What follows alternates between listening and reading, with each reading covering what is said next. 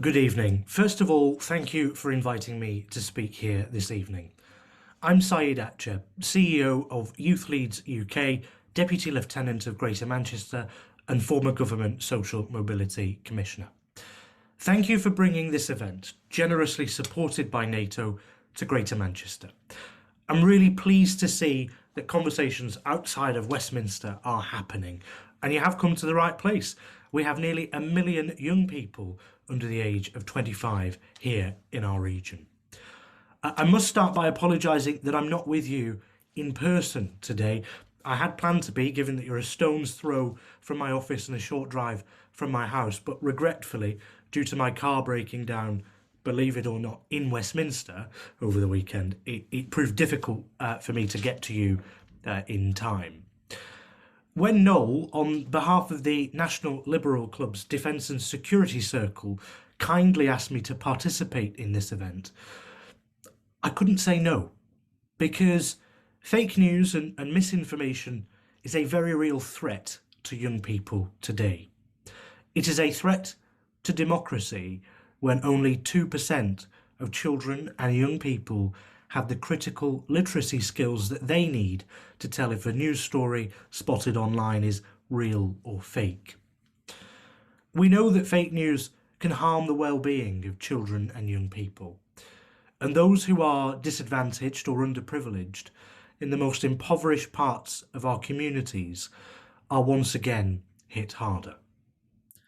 Those children with the poorest literacy skills, such as working class boys, are least likely to be able to spot fake news. And sadly, as I talk to you with the backdrop of rising coronavirus cases and hospitalisations, additional restrictions looming, and the importance of vaccination, fake news and misinformation is impeding the United Kingdom's progress.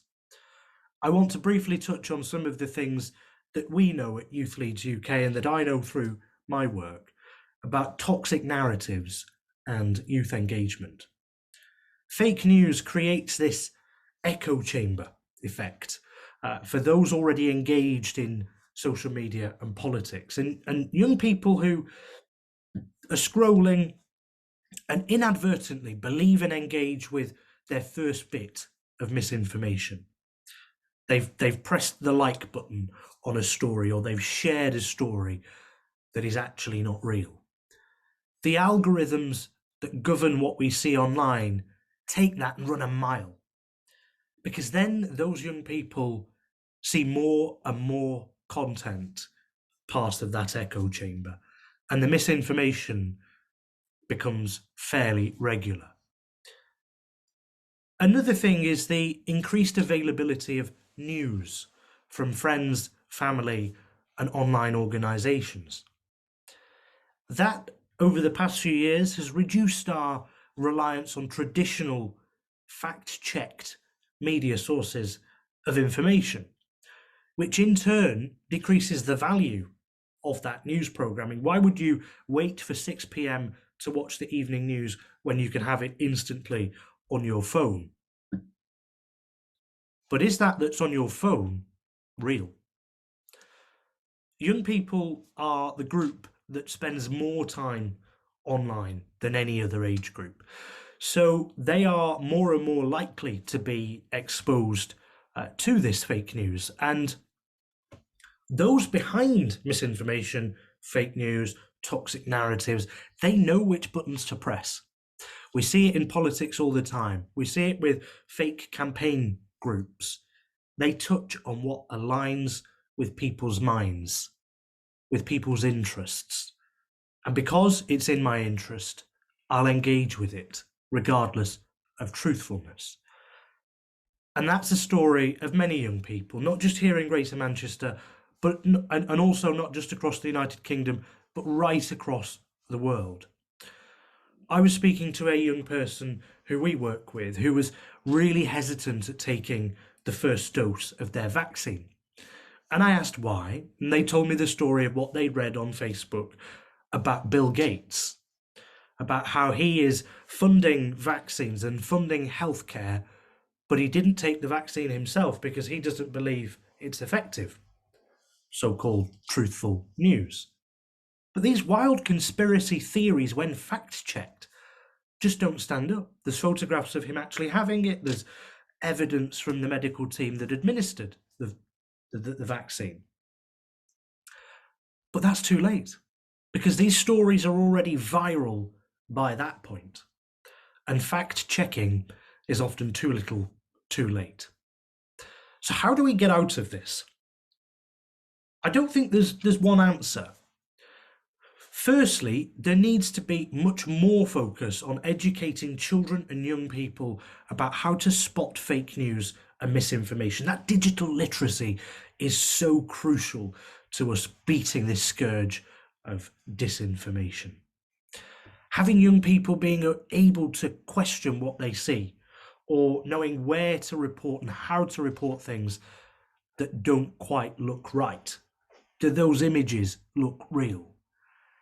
And there was an awful lot of misinformation when we had the Manchester Arena terror attack. There was images shared online which were not real, which were fake, which were from previous training exercises by police, the armed forces, and others. And they were being shared within minutes of the news that there was a terror attack in the United Kingdom. And when we think about well-being, and when we think about mental health, and young people are seeing images like that because they're connected to Manchester and the algorithms know where they are, we need to urge social media companies to act faster to take down fake news. We need to urge governments to look at their policies to make sure that this kind of thing is not acceptable. And I believe there is a technological solution to this. After all, it's technology that's allowed it to spread so fast, so it should be technology that equally, as quickly, brings it back to the truth and to facts, because facts matter. And I want to see fact-checking be something that becomes a normal part of one's digital skills, in the same way that we will double and triple check a sort code and account number when we're sending money. Are we checking what we are reading is correct and true? There is no one solution to disinformation, and all parts of society must work together to support particularly children and young people with the skills and education that they need to beat disinformation. Thank you very much.